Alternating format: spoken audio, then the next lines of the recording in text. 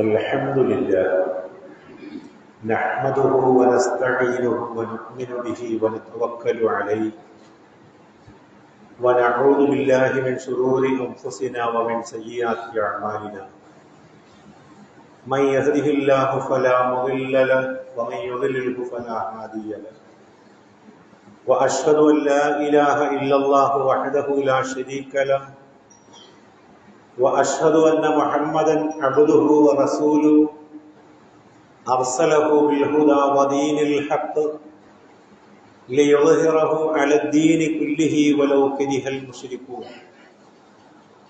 اللهم صل على محمد وعلى آل محمد كما صليت على إبراهيم وعلى آل إبراهيم إنك حميد مجيد اللهم بارك على محمد وعلى آل محمد كما باركت على إبراهيم وعلى آل إبراهيم إنك حميد مجيد أما بعد فإن أصدق الكتاب كتاب الله وخير السنن سنن محمد صلى الله عليه وسلم وشر الأمور محدثاتها وكل محدثة بدعة وكل بدعة ضلالة يا أيها الذين آمنوا أوصيكم أولا بتقوى الله أعوذ بالله من الشيطان الرجيم بسم الله الرحمن الرحيم يا أيها الذين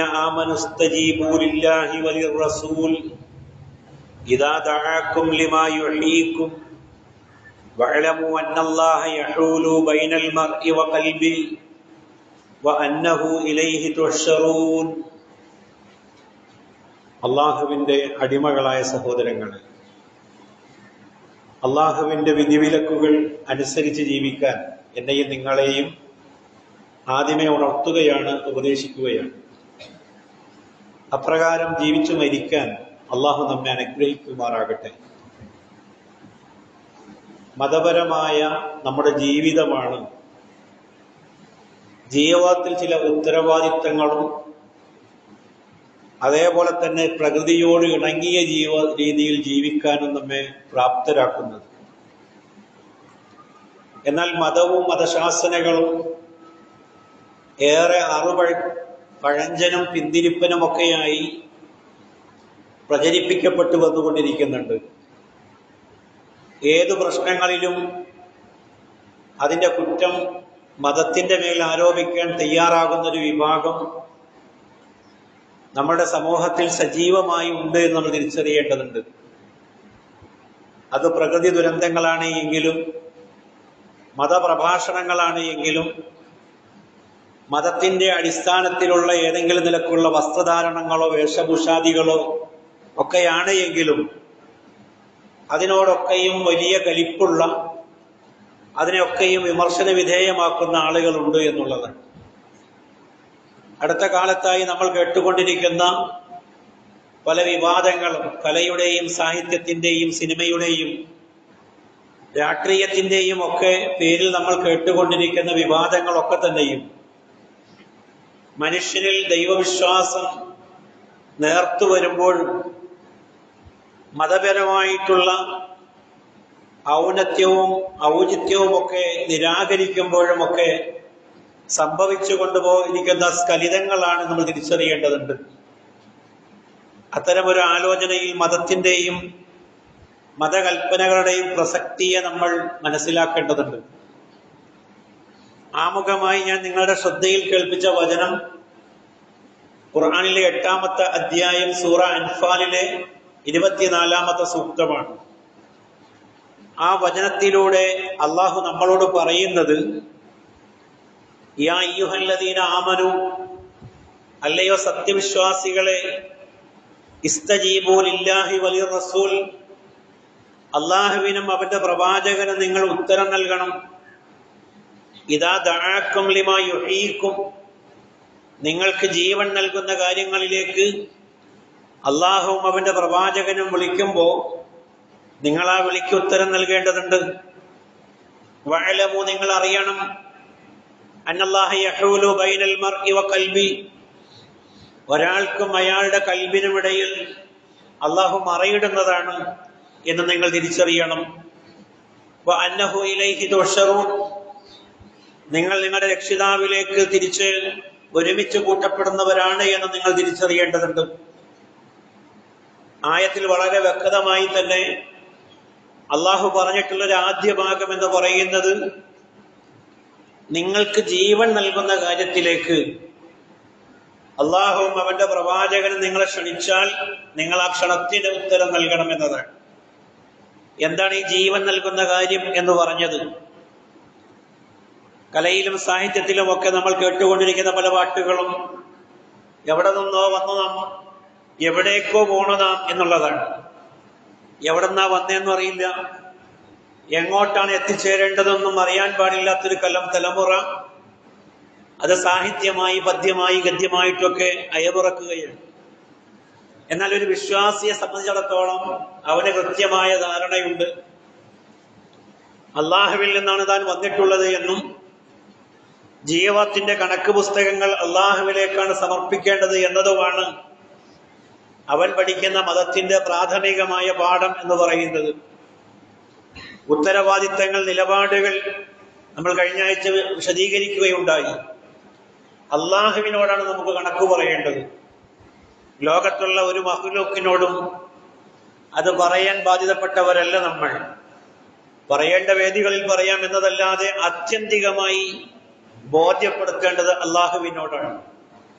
പുരാതനമായ തഫ്സീറുകളിൽ, തഫ്സീർ തൊബരിയിൽ ഈ ആയത്തിന്റെ വ്യാഖ്യാനത്തിൽ രേഖപ്പെടുത്തുകയാണ്, ഇഖ്തലഫ അഹ്ലു തഅ്വീൽ ഫി തഅ്വീൽ, ഖുർആനിന്റെ വ്യാഖ്യാതാക്കൾ ഈ ആയത്തിന്റെ വ്യാഖ്യാനത്തെ പറ്റി വ്യത്യസ്തങ്ങളായ അഭിപ്രായത്തിലാണ്.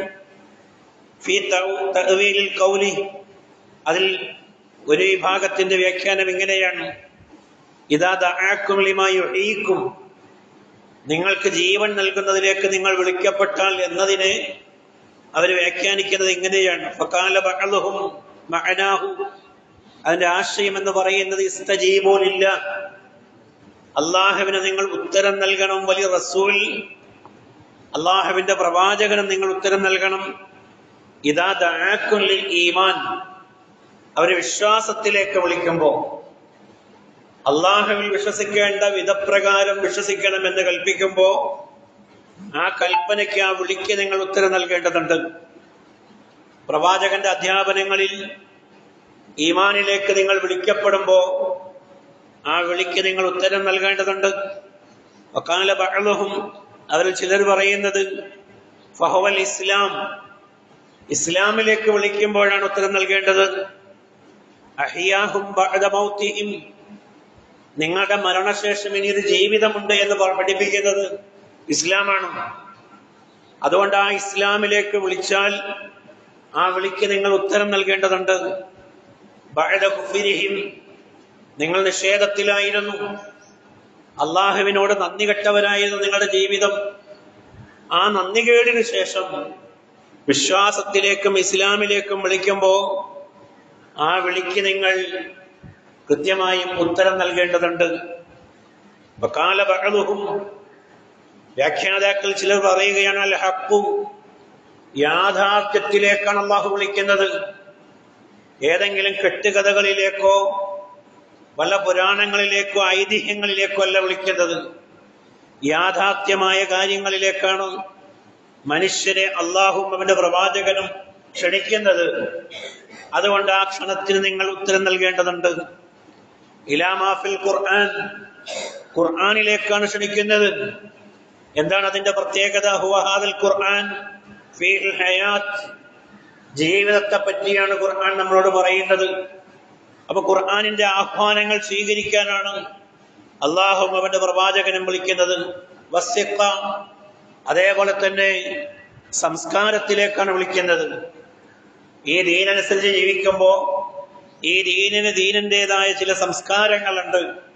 ആ സംസ്കാരങ്ങൾ പാലിക്കാൻ നിങ്ങൾ ബാധ്യസ്ഥരാണ്. വന്നജാത്ത, വിജയത്തിലേക്കാണ് അള്ളാഹുവും പ്രവാചകനും വിളിക്കുന്നത്. വൽ ഇസ്മത്തു ഫിദ് ദുനിയ വൽ ആഖിറ, ഇഹത്തിലും പരത്തിലും നിങ്ങളുടെ സംരക്ഷണത്തിലേക്കാണ് അള്ളാഹുവും അവന്റെ പ്രവാചകനും വിളിക്കുന്നത്. അതുകൊണ്ട് ആ വിളിക്ക് നിങ്ങൾ ഉത്തരം നൽകണമെന്നാണ് പറയുന്നത്. അതാണ് ഇദാ ദഅാക്കും ലിമാ യുഹീക്കും, നിങ്ങൾക്ക് ജീവൻ നൽകുന്നതിലേക്ക് നിങ്ങൾ വിളിക്കപ്പെട്ടാൽ നിങ്ങൾ ഉത്തരം നൽകണമെന്ന് പറയുന്നത്. ആ അർത്ഥത്തിൽ മതത്തെ പൂർണ്ണമായും ഉൾക്കൊള്ളാൻ ഓരോ വിശ്വാസിയും ബാധ്യസ്ഥനാണ് എന്ന് പറയുന്നത്. ജീവത്തിന് ഉത്തരവാദിത്വ ബോധമുള്ളവരാക്കുന്നത് തീർച്ചയായും മതശാസനകളാണ്. മതത്തെ നമ്മളൊന്ന് ഒഴിവാക്കി നോക്കുക. അള്ളാഹുവിന്റെ കൽപ്പനകളെയും വിരോധങ്ങളെയും ജീവിതത്തിൽ നമ്മൾ ഒഴിവാക്കി നോക്കിയാൽ നമ്മുടെ ജീവിതത്തിന് ദിക്കും ദിശയും ഉണ്ടാവുകയില്ല, ഊടും പാവും ഉണ്ടാവുകയില്ല. നമുക്ക് എന്തും പറയാനും എന്തും പ്രവർത്തിക്കാനുമുള്ള ഒരു അനുമതിയായി നമ്മൾ അതിനെ തെറ്റിദ്ധരിക്കും. അത് പാടില്ല എന്ന് പറയുന്നത്. മതം എന്ന് പറയുന്നത് പെരുവിരൽ മുതൽ നെറുകന്തല വരെയും ഉത്തരവാദിത്തങ്ങൾ നിറഞ്ഞതാണ്. ആ ഉത്തരവാദിത്തങ്ങളാണ് അള്ളാഹുവും അവന്റെ പ്രവാചകന്മാരും നിരന്തരമായി സമൂഹത്തെ ബോധിപ്പിച്ചത്. ഖുർആനിലെ 23-ാമത്തെ അധ്യായം സൂറ മുഅ്മിനൂനിലെ 115-ാമത്തെ വചനം അള്ളാഹു പറയുകയാണ്, അഫഹസിബ്തും, നിങ്ങൾ വിചാരിക്കുകയാണ്, അതല്ല നിങ്ങൾ കണക്ക് കൂട്ടുകയാണ്, അന്നമാ ഖലഖ്നാകും അബസ, നിങ്ങളെ വൃഥാവിലാണ് അള്ളാഹു സൃഷ്ടിച്ചത് എന്നാണോ നിങ്ങൾ വിചാരിച്ചുകൊണ്ടിരിക്കുന്നത്? നിങ്ങളുടെ കണക്ക് കൂട്ടൽ അങ്ങനെയാണ്. വഅന്നകും ഇലൈനാ ലാ തുർജഊൻ, അള്ളാഹുവിലേക്ക് തിരിച്ചു ചെല്ലേണ്ടി വരില്ല എന്നാണോ നിങ്ങൾ കണക്കാക്കുന്നത്? ആ രണ്ടും വൃഥാവിലാണ്, മാറ്റി നിർത്തേണ്ടതാണ്. നിങ്ങളെ സൃഷ്ടിച്ചതിന് കൃത്യമായൊരു ഉദ്ദേശമുണ്ട്. അതേപോലെ തന്നെ നിങ്ങൾ കണക്ക് ബോധിപ്പിക്കാൻ അള്ളാഹുവിലേക്ക് തിരിച്ചു ചെല്ലേണ്ടവരുമാണ്. ഈ രണ്ട് കാര്യങ്ങൾ ഖുർആൻ കൃത്യമായി അവിടെ രേഖപ്പെടുത്തുകയാണ്. നോക്കൂ, നിങ്ങൾ ഖുർആനിന്റെ ഒരു ഭാഗത്ത് പറയുന്നുണ്ട്, അള്ളാഹുവിനെ മറന്നവരെ പോലെ നിങ്ങൾ ആകരുത് എന്ന്. മറവി പല രീതിയിലുണ്ട്.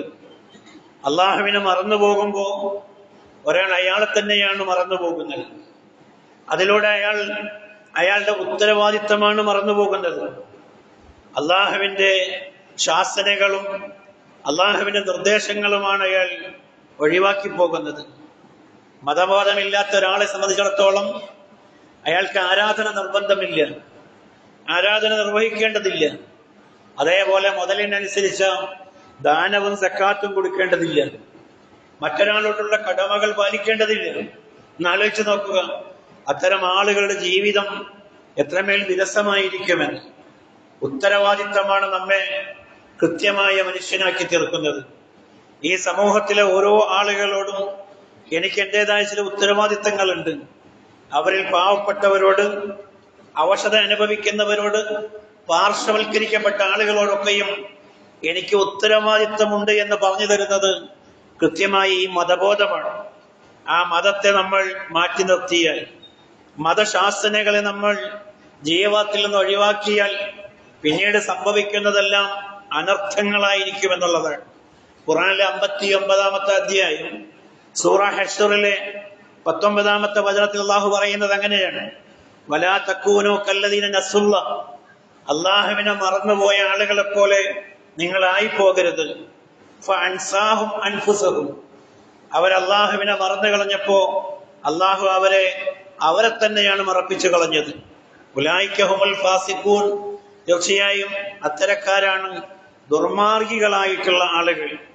ഫഅൻസാഹുമുല്ലാഹു ഹുലൂല അൻഫുസിഹിം മിനൽ ഖൈറാത്ത്, ഇമാം തബരി പറയാണ്, ഫഅൻസാഹുമുല്ലാഹ്, അവർ അള്ളാഹുവിനെ മറന്നു കളഞ്ഞപ്പോ ഹുലൂല അൻഫുസിഹിം മിനൽ ഖൈറാത്ത്, തങ്ങളുടെ ജീവിതത്തിൽ തങ്ങൾക്ക് വേണ്ടി സമ്പാദിക്കേണ്ട നന്മയുടെ പങ്കുകളെ അവർ മറന്നു കളഞ്ഞു.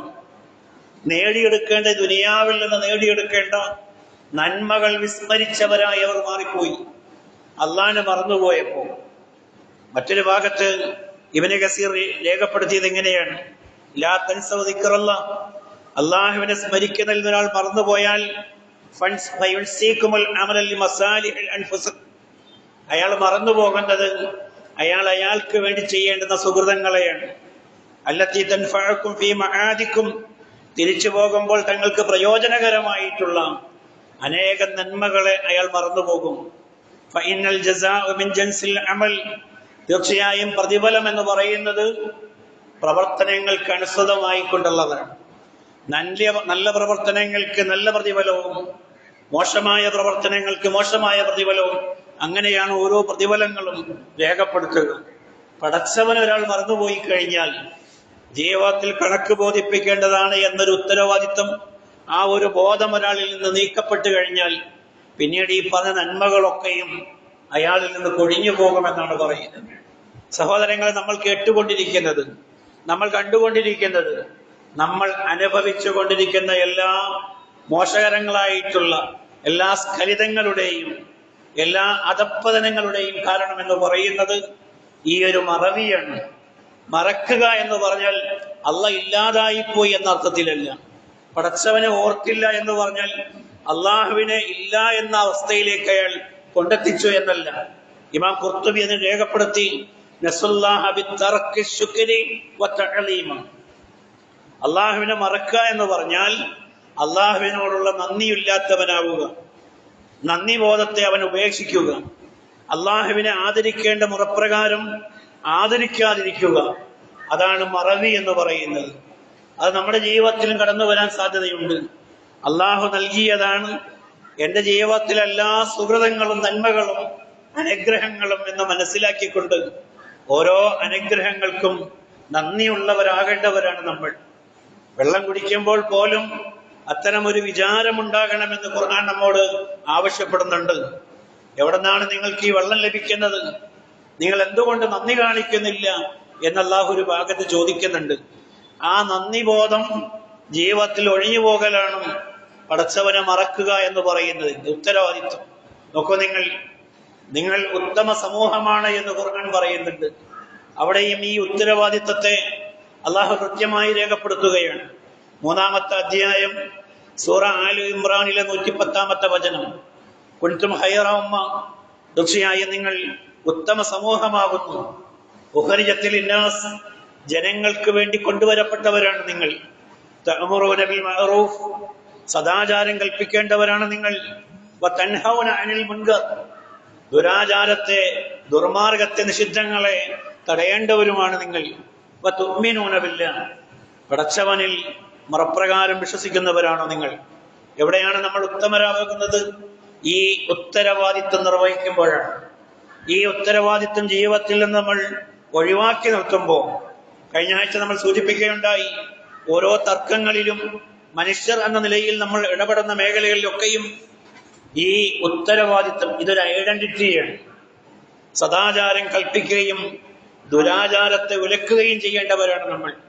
ആ ജോലി നമ്മൾ ഒഴിവാക്കിപ്പോയാൽ പിന്നീട് അള്ളാഹു പറഞ്ഞിട്ടുള്ള ആ പ്രശസ്തി പത്രത്തിൽ നമ്മൾ പാത്രീഭൂതരാവുകയില്ല.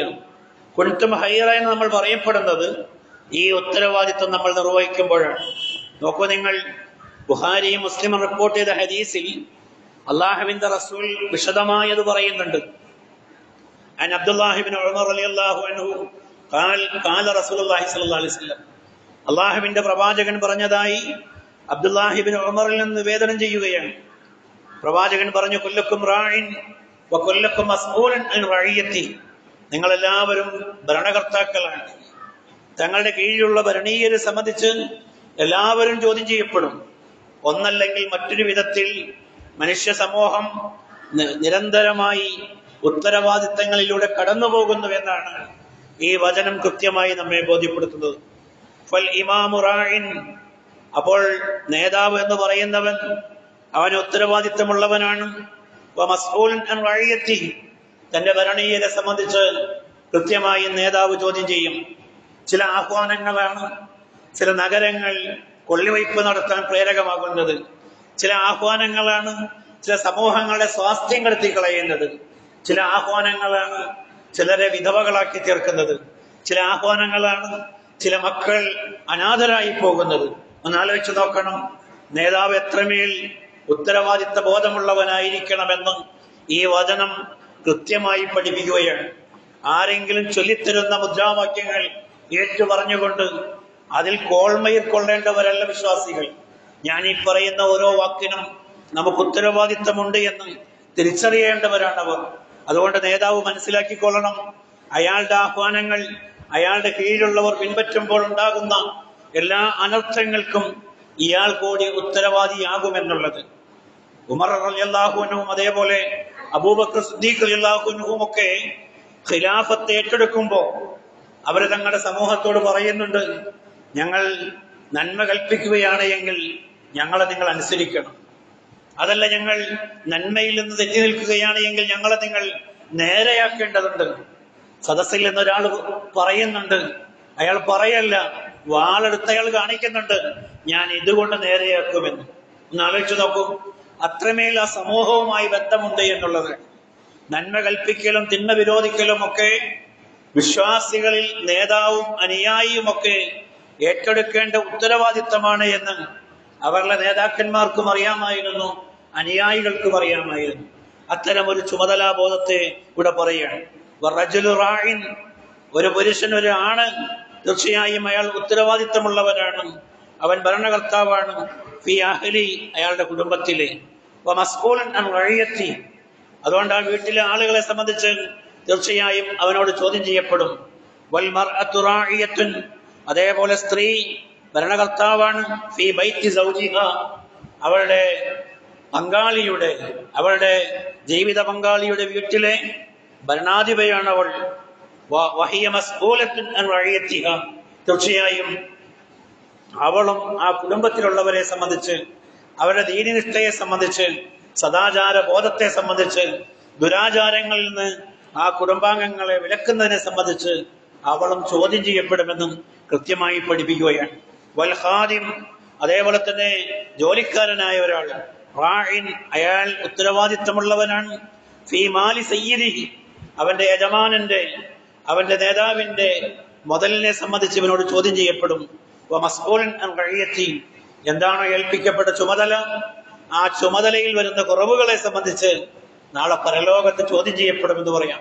ആ ഹദീസ് വീണ്ടും ഇങ്ങനെ ഓരോ ഭാഗം കൃത്യമായി വിശദീകരിച്ചു പോകുന്നുണ്ട്. അതിൽ നമുക്ക് പഠിക്കാനുള്ള ഭാഗം എന്ന് പറയുന്നത്, മനുഷ്യരായ നമ്മൾ വിശ്വാസികൾ എന്ന നിലയിൽ സമൂഹത്തിൽ ഏറിയും കുറഞ്ഞുമൊക്കെയും നിരന്തരം ഉത്തരവാദിത്വം വഹിക്കേണ്ടവരാണ്. ആ ഉത്തരവാദിത്തങ്ങളെ സംബന്ധിച്ച് നാളെ പരലോകത്ത് അള്ളാഹുവിന്റെ മുന്നിൽ കൃത്യമായി കണക്ക് ബോധിപ്പിക്കേണ്ടി വരും എന്നൊരു ചിന്തയുണ്ടാകണം. ആ ഉത്തരവാദിത്വം എപ്പോൾ നമ്മുടെ ചുമലിൽ നിന്ന്, അത്തരമൊരു ബോധം നമുക്ക് എപ്പോൾ നഷ്ടപ്പെടുന്നുവോ അപ്പോൾ നമ്മിൽ നിന്ന് സംഭവിക്കാതിരിക്കുന്നത് അനർത്ഥങ്ങളായിരിക്കുമെന്ന കാര്യത്തിൽ യാതൊരു സംശയവുമില്ല. ഖുർആനിലെ 17-ാമത്തെ അധ്യായം, സൂറ ഇസ്രായിലെ 36-ാമത്തെ വചനം, ഇന്ന സമഅ വൽ ബസ്സറ വൽ ഫുആദ, തീർച്ചയായും കേൾവിയും അതേപോലെ തന്നെ കാഴ്ചയും ഹൃദയവുമൊക്കെ കുല്ല ഉലൈക കാന അൻഹു മസ്ഊല, നാളെ അള്ളാഹുവിന്റെ കോടതിയിൽ ചോദ്യം ചെയ്യപ്പെടുന്ന കാര്യങ്ങളാണ്. എന്തെല്ലാം കണ്ടു, എന്തെല്ലാം കേട്ടു, കേട്ടതും കണ്ടതിനും അനുസരിച്ച് എന്താണ് നമ്മൾ പ്രചരിപ്പിച്ചത്, എന്താണ് നമ്മുടെ മനസ്സിലൂടെ അതിനെയുള്ള ഒക്കെയും നമ്മൾ കണക്ക് കൂട്ടിക്കളഞ്ഞത്, ഇതൊക്കെയും നാളെ പരലോകത്ത് വിചാരണയ്ക്ക് വിധേയമാകുമെന്ന് പഠിപ്പിക്കുകയാണ്. ഈ ആയത്തിന്റെ വിശദീകരണത്തിൽ ഇമാം ഖുർത്തുബി പറയാം, ലാ തദമു അഹദൻ ബിമാ ലൈസ ലക ബിഹി ഇൽമുൻ, ഒരാളെ നീ നിന്ദിക്കരുത് കേട്ടോ. നിനക്കറിവില്ലാത്തൊരു കാര്യത്തിൽ ഏതെങ്കിലും ഒരു അഭിപ്രായത്തിന്റെ പേരിൽ ഒരു മനുഷ്യനെയും നീ നിന്ദിക്കരുത്. കാരണം നീ കേട്ടതിനെ സംബന്ധിച്ചും നീ കണ്ടതിനെ സംബന്ധിച്ചും നീ മനനം ചെയ്തതിനെ സംബന്ധിച്ചുമൊക്കെ നാളെ അള്ളാഹുവിന്റെ കോടതിയിൽ നീ കണക്ക് ബോധിപ്പിക്കേണ്ടി വരും. ലാ തത്ബഅൽ ഹദസ്, എടുത്തു ചാടിക്കൊണ്ട് നീ ഒരു കാര്യത്തെ പിന്തുടരരുത്. വല്ലുനൂന, അതേപോലെ തന്നെ ഊഹങ്ങളുടെയും പിന്നാലെ നീ പോകരുത്. വകുല്ലുഹാ മുതഖാരിബത്തുൻ, അതെല്ലാം വളരെ സമീപമായിരിക്കുന്നു. വാസുൽ ഖഫ്വ വൽ ബുഹ്ത, പരദൂഷണത്തിനും വേഷണയ്ക്കുമൊക്കെയും സമീപത്ത് നിൽക്കുന്നതാണ് ഊഹങ്ങളും എടുത്തുചാട്ടവും ഒക്കെ. വൽ ഖദഫും, അപവാദവും, അതേപോലെ തന്നെ ബിൽ ബാത്തിലും അനർത്ഥമായ കാര്യങ്ങളും ഒക്കെയാണ് അതിലൂടെ ഉണ്ടാകുക. അതുകൊണ്ട് എന്തെങ്കിലും ഒരു കാര്യം ഊഹിച്ചുകൊണ്ടോ ഏതെങ്കിലും ഒരു അഭിപ്രായം കേട്ടതിന്റെ പേരിൽ വളരെ പെട്ടെന്ന് ഇറങ്ങിപ്പുറപ്പെടുകയോ ചെയ്യരുത് എന്ന് ഇമാം ഖുർത്തുബി ആ ആയത്തിന്റെ വിശദീകരണത്തിൽ പറയുകയാണ്. ഖതാദ റളിയല്ലാഹു അൻഹു ഉദ്ധരിക്കുന്ന ഒരു വചനം ഇങ്ങനെയാണ്, ലാ തഖുൽ, നീ പറയരുത്, റഅയ്തു വലം തറ, നീ കാണാത്തത് ഞാൻ കണ്ടു എന്ന് പറയരുത് ഒരു വിഷയത്തിൽ. വസമഅതു വലം തസ്മഅ, നീ കേൾക്കാത്തത് ഞാൻ കേട്ടിരിക്കുന്നു. വഅലിംതു വലം തഅലം, നിങ്ങൾക്കറിയാത്തത് എനിക്കറിയാം. എന്നിങ്ങനെ പറഞ്ഞുകൊണ്ട് ഒരു കാര്യത്തിന്റെ പിന്നാലെ നീ പോകരുത്. ഫഇന്നല്ലാഹ സാഇലുക, കാരണം അള്ളാഹ് നിന്നെ ചോദ്യം ചെയ്യാനിരിക്കുന്നു. അൻദാലിക കുല്ലു, ആ പറഞ്ഞ കാര്യങ്ങളുടെ ഒക്കെ പിന്നാലെ അള്ളാഹ് നിന്നെ ചോദ്യം ചെയ്യാനിരിക്കുന്നു. കാണാത്ത നീ കണ്ടു എന്ന് പറയുമ്പോ, കേൾക്കാത്ത നീ കേൾട്ടു എന്ന് പറയുമ്പോ, അതേപോലെ തന്നെ മനസ്സിലാക്കാത്ത നീ മനസ്സിലാക്കി എന്ന് പറയുമ്പോ, അതെല്ലാം നാളെ പരലോകത്ത് നിന്നെ ചോദ്യം ചെയ്യാനുള്ള വിഭവങ്ങളായി നീ മനസ്സിലാക്കേണ്ടതുണ്ട്. അതെല്ലാം ഉത്തരവാദിത്തമാണ്. എന്നാലോചിച്ച് നോക്കൂ, നമ്മുടെ കേൾവിയും നമ്മുടെ കാഴ്ചയും നമ്മുടെ മനനശേഷി പോലും അള്ളാഹുവിന്റെ അടുക്കൽ ചോദ്യം ചെയ്യുന്ന കാര്യങ്ങളാണ് എന്ന് വരുമ്പോ ജീവിതത്തിൽ എവിടെയാണ് ഈ ഉത്തരവാദിത്വം ഒരു അല്പസമയം ഇറക്കി വയ്ക്കാൻ ഇടമുള്ളത് നമ്മൾ ചിന്തിച്ചു നോക്കേണ്ടതുണ്ട്. ഇമാം തിർമിദി റിപ്പോർട്ട് ചെയ്ത ഹദീസിൽ അള്ളാഹുവിന്റെ റസൂൽ പറയാണ്, അൻ അബീ ബർസ അസ്ലമി റളിയല്ലാഹു അൻഹു അന്ന റസൂലുള്ളാഹി സ്വല്ലല്ലാഹു അലൈഹി വസല്ലം ഖാൽ, പ്രവാചകൻ പറഞ്ഞതായി അദ്ദേഹം ഉദ്ധരിക്കുകയാണ്, ലാ തസൂല ഖദമ അബ്ദിൻ, ഒരടിമയുടെ കാലടികൾ ചലിക്കാൻ അള്ളാഹു സമ്മതിക്കുകയില്ല. യൗമൽ ഖിയാമത്തി, പുനരുദ്ധാന നാളിൽ, ഹത്താ യുസ്അലു, ചില കാര്യങ്ങൾ ചോദിക്കാതെ, അൻ ഉമരിഹി ഫീമാ അഫ്ന, എവിടെയാണ് ഈ ആയുസ് കൊണ്ടുപോയി തുലച്ചു കളഞ്ഞത് എന്ന് ചോദിക്കാതെ കാലടികൾ നീക്കാൻ അള്ളാഹ് സമ്മതിക്കുകയില്ല. വഅൻ ഇൽമിഹി, അറിവിനെ സംബന്ധിച്ചാണ് അള്ളാഹു ചോദിക്കുക. ഫീമാ ഫഅല ബിഹി, എന്താണ് ആ അറിവ് കൊണ്ട് നിങ്ങൾ പ്രവർത്തിച്ചത് എന്നുള്ളത്. അറിവുകൾ എമ്പാടുമുള്ളവരാണ് നമ്മൾ, പക്ഷെ പ്രവർത്തിച്ചതൊക്കെയും അറിവിന് നേർ വിപരീതമായ ദിശയിലായിരിക്കും. ആ കാര്യങ്ങളെ സംബന്ധിച്ചാണ് ചോദിക്കുക. അറിഞ്ഞതിനനുസരിച്ച് എന്തു പ്രവർത്തിച്ചു? സ്വർഗത്തെ നമ്മൾ കേട്ടു, സ്വർഗത്തിന് വേണ്ടി നമ്മൾ എന്താണ് പ്രയത്നിച്ചിട്ടുള്ളത്? നരകത്തെ പറ്റി നമ്മൾ അറിഞ്ഞിട്ടുണ്ട്, അതിന്റെ ഭയാനകതകൾ നിരന്തരമായി നമ്മൾ കേട്ടിട്ടുണ്ട്. പക്ഷേ ആ നരകത്തിൽ നിന്ന് രക്ഷപ്പെടാൻ എന്തു പണിയാണ് നമ്മൾ ചെയ്തിട്ടുള്ളത്? നശ്വരമായ ലോകത്തിന് വേണ്ടി നമ്മൾ അധ്വാനിക്കുന്നതിന്റെ തുലോം കുറവ് പോലും ഈ പറഞ്ഞ സംഗതികൾക്ക് വേണ്ടി നമ്മൾ അധ്വാനിക്കുന്നില്ല. നമുക്കറിയാം, 60-70 വയസ്സായിരിക്കും ഒരാളുടെ ശരാശരി ആയുസ് എന്ന് പറയുക.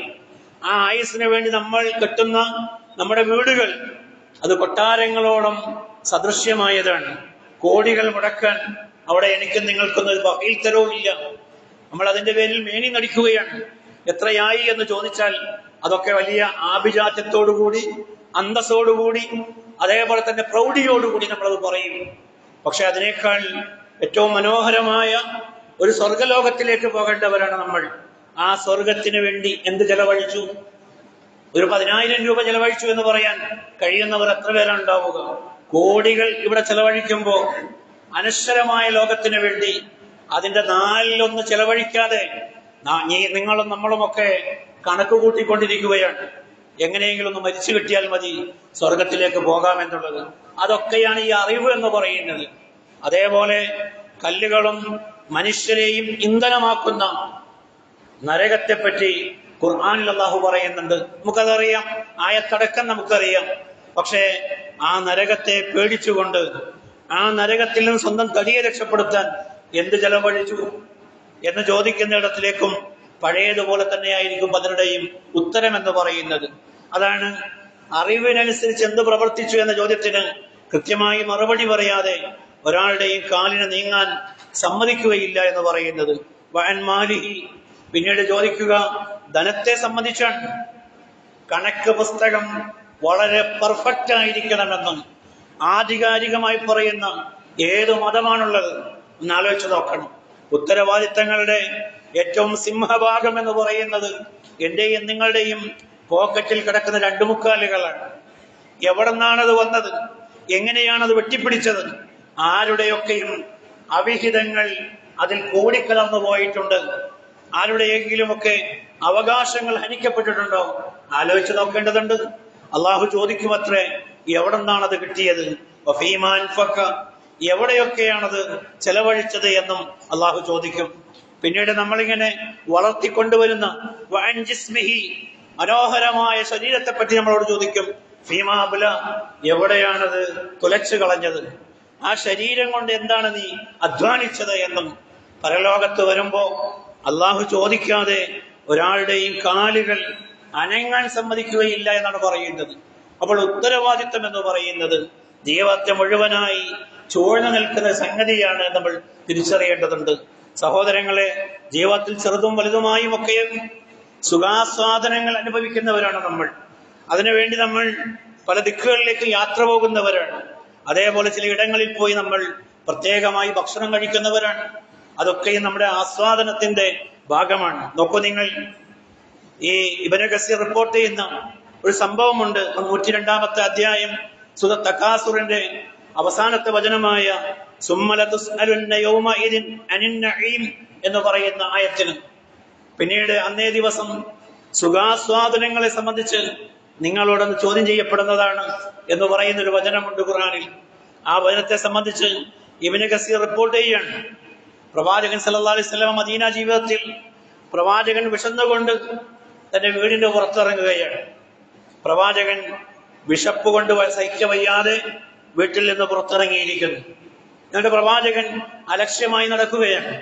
ആ നടത്തത്തിൽ പ്രവാചകൻ അബൂബക്കർ സിദ്ദീഖ് റളിയല്ലാഹു അൻഹുവിനെ കാണുന്നുണ്ട്. അബൂബക്കറിനോട് ചോദിക്കുന്നുണ്ട്, എന്താണ് ഈ അസമയത്ത് താങ്കൾ പുറത്തു വന്നിട്ടുള്ളത് എന്ന്. അബൂബക്കർ പറയുന്നത്, വിശപ്പ് സഹിക്കാൻ പറ്റുന്നില്ല എന്ന്. ഒന്ന് ആലോചിച്ചു നോക്കണം. ഏതെങ്കിലും ഒരു മുത്തശ്ശിക്കഥയിലെ ഏടല്ല നമ്മൾ വായിക്കുന്നത്. ആ രണ്ടുപേരും കൂടി നടന്നു പോകുമ്പോൾ മൂന്നാമനെ കാണുകയാണ്. ഇസ്ലാമിക ചരിത്രത്തിൽ ഈ 3 പേരെ കഴിച്ചിട്ടേ മറ്റാളുകളുള്ളൂ. ഉമർ റളിയല്ലാഹു അൻഹുവിനെയാണ് അവർ കാണുന്നത്. അദ്ദേഹത്തോടും ചോദിക്കുന്നുണ്ട്. അപ്പോഴും അദ്ദേഹം പറയുന്നത് ഈ സംഭവം തന്നെയാണ്, വിശന്നിട്ട് കിടക്കാൻ പറ്റുന്നില്ല എന്നതാണ്. ആ 3 പേരും കൂടി അബൂ ഹൈസമിൽ അൻസാരി റളിയല്ലാഹു അൻഹുവിന്റെ വീട്ടിലേക്ക് ചെല്ലുന്നുണ്ട്.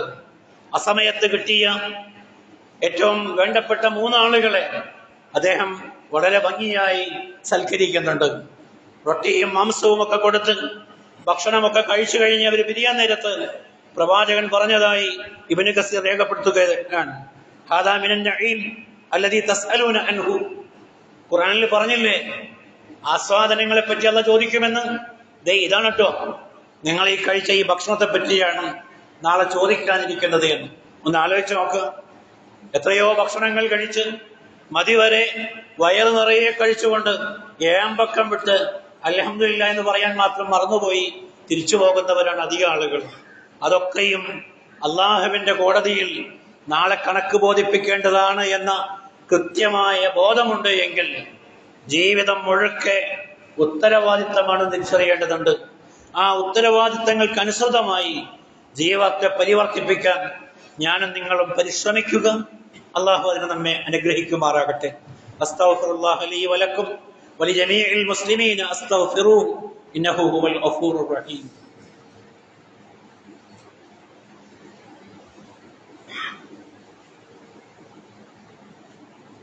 അൽഹംദുലില്ലാഹ് അസ്സലാത്തു വസ്സലാമു അലാ റസൂലില്ലാഹ് വഅലാ ആലിഹി വസഹ്ബിഹി അജ്മഈൻ. യാ അയ്യുഹല്ലദീന ആമനൂ ഉസീക്കും സാനിയൻ ബിത്തഖ്വല്ലാഹ്. അള്ളാഹുവിൻ്റെ അടിമകളായ സഹോദരങ്ങളെ, അള്ളാഹുവിൻ്റെ വിധിവിലക്കുകൾ അനുസരിച്ച് ജീവിക്കാൻ ഒരിക്കൽ കൂടെ എന്നെയും നിങ്ങളെയും ഉണർത്തുകയാണ്, ഉപദേശിക്കുകയാണ്. അപ്രകാരം ജീവിച്ചു മരിക്കാൻ അള്ളാഹു നമ്മെ അനുഗ്രഹിക്കുമാറാകട്ടെ. പ്രവാചകൻ സല്ലല്ലാഹു അലൈഹി വസല്ലമയിൽ നിന്ന് ഇബ്നു മാജ റിപ്പോർട്ട് ചെയ്തൊരു ഹദീസ് ഇങ്ങനെയാണ്.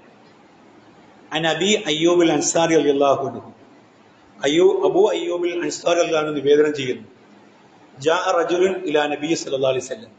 ഒരാൾ പ്രവാചകന്റെ അടുക്കിലേക്ക് വന്നു. ഫഖാല, എന്നിട്ട് അയാൾ പറഞ്ഞു, യാ റസൂലല്ലാഹ്, അല്ലാഹുവിന്റെ റസൂലേ, അല്ലിംനി വ ഔജിസ്. ഒരു ക്ലിപ്തമായ ആറ്റിക്കുറിക്കിയ ഒരു ഉപദേശം എനിക്ക് തരണം, ഒരു കാര്യം എന്നെ പഠിപ്പിക്കണം എന്നാണ് പ്രവാചകനോട് പറയുന്നത്. പ്രവാചകനോട് വന്ന് ചോദിക്കുന്ന ആളുകൾക്ക് പറ്റുന്ന രീതിയിലൊക്കെയും ആ ചോദ്യകർത്താവിന് പറ്റുന്ന രീതിയിലൊക്കെയും പ്രവാചകൻ മറുപടി കൊടുക്കാറുണ്ട്. ഇത് മറ്റൊരു വിഷയമാണ്. ഇവിടെ ചോദിക്കുന്ന ആള് ഒരു വിശദമായിട്ടൊന്നും പറയേണ്ടതില്ല, ചുരുക്കിയ ഒരു കാര്യം, ഒരു ഉപദേശം എനിക്ക് നൽകണം എന്ന് പറയുന്നത്. കാല അല്ലാഹുവിന്റെ റസൂല് പറഞ്ഞു, ഇദാ കുംത ഫീ സ്വലാത്തിക ഫസല്ലി സ്വലാത്ത മുവദ്ദിഇൻ. നീ നമസ്കരിക്കാൻ നിൽക്കുകയാണെങ്കിൽ യാത്ര പറഞ്ഞു പോകുന്നവൻ നിസ്കരിക്കുന്നത് പോലെ നീ നിന്റെ നമസ്കാരത്തെ ആക്കുക എന്ന്. അതിൽ ആ ഉപദേശത്തിൽ ഒന്നാമത്തെ ഉപദേശം അങ്ങനെയാണ്. നമസ്കരിക്കാൻ നിൽക്കുകയാണ് എങ്കിൽ പലപ്പോഴും നിരന്തരമായി ചെയ്യുന്ന കർമ്മങ്ങൾ ഒരു യാന്ത്രിക തലത്തിലേക്ക് മാറിപ്പോകാൻ സാധ്യതയുണ്ട്. അതിൻ്റെ ലക്ഷ്യവും അതിൻ്റെ ഹുശൂവും അതിലടങ്ങിയിരിക്കേണ്ടുന്ന സൂക്ഷ്മതയും ഒക്കെ നഷ്ടപ്പെട്ട് നിരന്തരമായി പോകുമ്പോൾ നമ്മളിങ്ങനെ യന്ത്രങ്ങൾ ചെയ്യുന്ന പോലെ ആയി പോകാൻ സാധ്യതയുണ്ട്. അത്തരം ഒരു ഘട്ടത്തിലാണ് പ്രവാചകൻ ഇത് പറയുന്നത്. തീർച്ചയായും ഇന്നീ നമസ്കരിക്കുമ്പോൾ അടുത്ത നമസ്കാരത്തിൽ നമ്മൾ ആരുമില്ല എന്നൊരു ചിന്ത ഓരോരുത്തരുടെയും മനസ്സിലേക്ക് വരട്ടെ. അപ്പോൾ അവരുടെ നമസ്കാരങ്ങൾ ഏറ്റവും മനോഹരമായി തീരുമെന്നതാണ്. അള്ളാഹുവിന്റെ റസൂല് പറഞ്ഞതായി മറ്റൊരു വചനത്തിൽ കാണാം. അള്ളാഹു ഈ സമൂഹത്തിൽ നിന്ന് ഏറ്റവും ആദ്യം എടുത്തുയർത്തുന്ന സ്വഭാവം എന്ന് പറയുന്നത് അത് അവരിലെ ഭയഭക്തിയായിരിക്കും. ഭക്തി കുറഞ്ഞു വരും എന്നുള്ളതാണ്. അവസാന നാളുകളൊക്കെ ആകുമ്പോൾ ഭക്തി എന്ന് പറയുന്നതും അല്ലെങ്കിൽ ഭക്തിയോടെ ജീവിക്കുന്ന ആളുകളെയും സമൂഹം പരിഹസിക്കുന്ന ഒരു ഘട്ടത്തിലേക്ക് എത്തിച്ചേരാൻ സാധ്യതയുണ്ട്. അപ്പൊ അത്തരം ഒരു ഘട്ടത്തിലേക്ക് വരാതെ നമ്മുടെ ഇബാദത്തുകളെ ഏറ്റവും മനോഹരമാക്കുന്നതിന് നമ്മളിവിടെ ശാശ്വതരല്ല എന്നൊരു ബോധമുണ്ടാകണം. അടുത്ത നമസ്കാരത്തിന് ആളുകൾ ഇവിടെ ഒരുമിച്ച് കൂടുമ്പോൾ നമ്മുടെ മയ്യത്ത് നമസ്കാരത്തിന് വേണ്ടി നമ്മുടെ ബന്ധുമിത്രാദികൾ ധൃതി കൂട്ടുകയായിരിക്കും എന്നൊരു ചിന്ത നമ്മുടെ മനസ്സിലേക്ക് കടന്നു വന്നാൽ നമസ്കാരം വളരെ ആത്മാർത്ഥതയുള്ളതായി തീരുമെന്നുള്ളതാണ്. ആ നിലയിൽ ഭയഭക്തരായി നമസ്കരിക്കണം എന്നാണ്. രണ്ടാമത് പ്രവാചകൻ അദ്ദേഹത്തിന് കൊടുക്കുന്ന ഉപദേശം വലാ തകല്ലം ബി കലാമിൻ തഅതദിറു മിൻഹു. നാളെ നിനക്ക് മാപ്പ് പറയേണ്ടി വരുന്ന ഒരു സംസാരം നീ ഇന്ന് ഒഴിവാക്കണമെന്നാണ്. ഒരാലോചനയുമില്ലാതെ വളരെ വാചാലമായി നമ്മൾ സംസാരിച്ചതിന് ശേഷം നമുക്ക് തോന്നും ആവശ്യമില്ലാത്ത പലതും പറഞ്ഞുപോയി. ഇനി പറഞ്ഞ ആളോട് പിറ്റേന്ന് കാത്തിരിക്കുകയാണ് മാപ്പ് പറയാനായിട്ട്. അത്തരം ഒരു ദുരന്തം ഉണ്ടാകരുത്. അതുകൊണ്ട് പറയുന്നതിന് മുമ്പ് നല്ലപോലെ ആലോചിച്ചുകൊണ്ട് പറയണം. സഹോദരങ്ങളെ, സോഷ്യൽ മീഡിയ വല്ലാതെ ഉപയോഗിക്കുന്ന കാലഘട്ടമാണ്.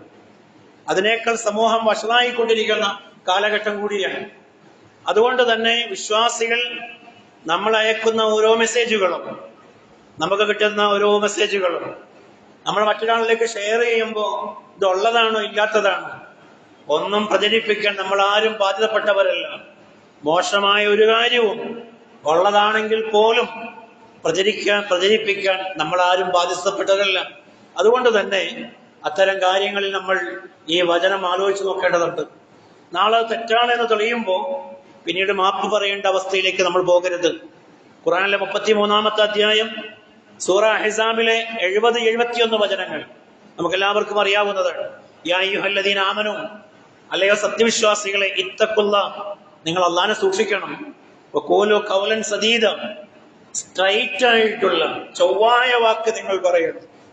വളവ് തിരിവില്ലാത്ത വക്രതയില്ലാത്ത വാക്ക് നിങ്ങൾ സംസാരിക്കണം. എങ്കിൽ എന്താണ് ഗുണം? യുസ്ലിഹ ലക്കും അഅ്മാലക്കും, പടച്ചവൻ നിങ്ങളുടെ പ്രവർത്തനങ്ങൾ നിങ്ങൾക്ക് നന്നാക്കി തരും. വയഗ്ഫിർ ലക്കും ദുനൂബക്കും, നിങ്ങളുടെ സംസാരം നന്നായാൽ അള്ളാഹ് നിങ്ങളുടെ പാപങ്ങൾ പുറത്തു തരും.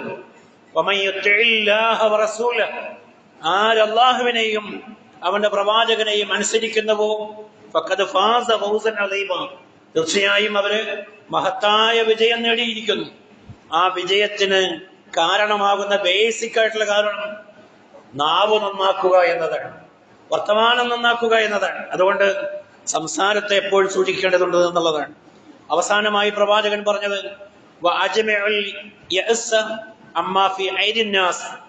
ജനങ്ങളുടെ പക്കലുള്ളത് ആഗ്രഹിച്ചുകൊണ്ട് നീ നിരാശനാവാതിരിക്കുക.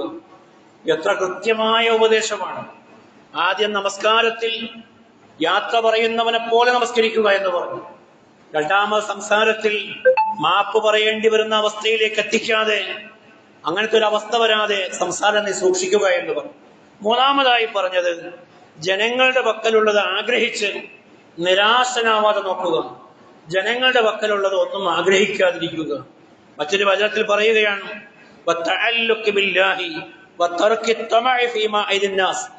അള്ളയുമായിട്ടുള്ള ബന്ധം ദൃഢമാക്കുക. ചോദിക്കാനുള്ളതൊക്കെയും അള്ളാഹിനോട് ചോദിക്കുക.